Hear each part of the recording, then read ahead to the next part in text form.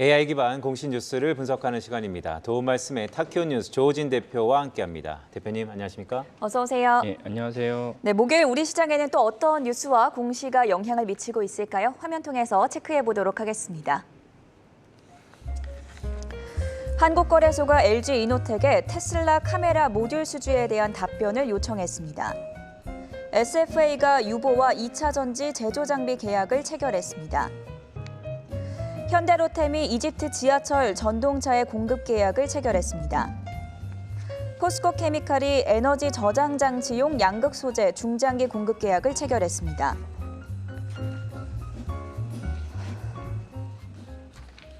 네, 대표님.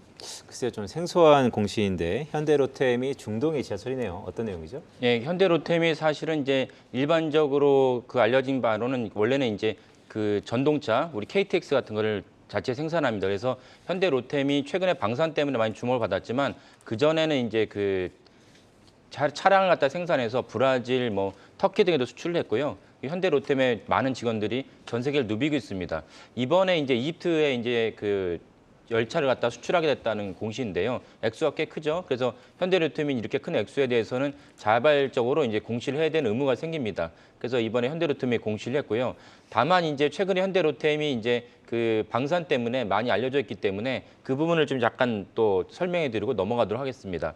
현대로템이 어제도 주가가 많이 뛰었는데 어제 주가는 이제 모로코에 이제 K2 전차를 갖다 수출한다는 보도가 나와서 그 때문에 주가가 뛰었습니다. 근데 이거는 현대로템이 자체적으로 이제 한 공시도 아니고 해당 모로코에서 나온 기사도 아니고 국내 인터넷 매체인 더구루라는 매체에서 처음으로 보도를 했고 그 보도가 이제 알려지면서 현대로템의 주가가 올랐습니다. 현대로템이 이제 최근에 주가가 올라갔던 계기를 또 하나 살펴면 폴란드에 또 K2 전차를 수출한다. 그러면서 이제 주가가 많이 올랐습니다.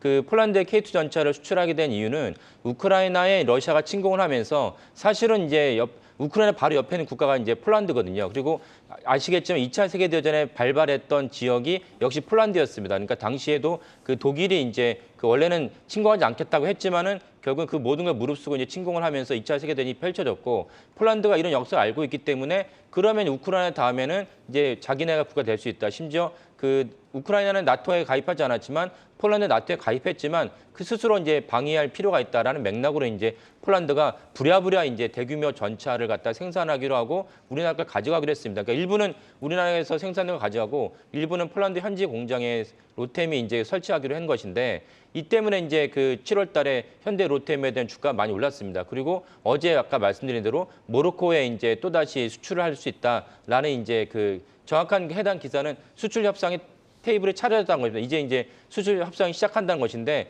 그러나 그 자체만으로도 뉴스가 됐기 때문에 어제 주가 많이 올랐습니다.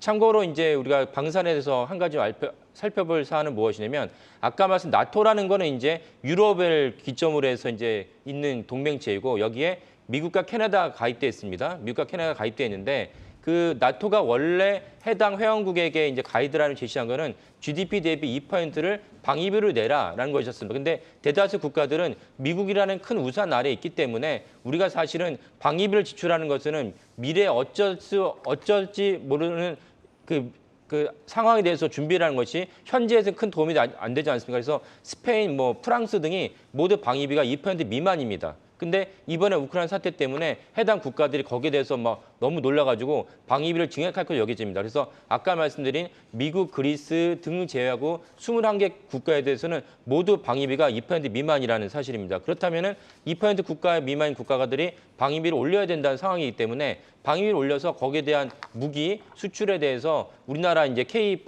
방산이라는 기업들이 또 한 번에 큰 모멘텀이 발생할 수 있다. 왜냐하면 미국의 장비가 비싸긴 하지만 미국의 장비가 최첨단이긴 하지만 비싸서 가성비가 떨어지고 상대적으로 우리는 이미 현장에서 실전에서 배치돼서 경험이 있고 즉각 양산도 가능하기 때문에 우리나라 K 방산이 올해뿐만 아니라 내년에도 큰 수혜가 있지 않을까 이렇게 전망할 수 있습니다. 네, 최근에 방산주 흐름이 워낙 좋았던 만큼 여러 가지 수출 협상 계약을 따내면서 현대 로템 모멘텀 얻어가고 있는 점 확인해봤고요. 바로 두 번째 공시도 살펴볼게요.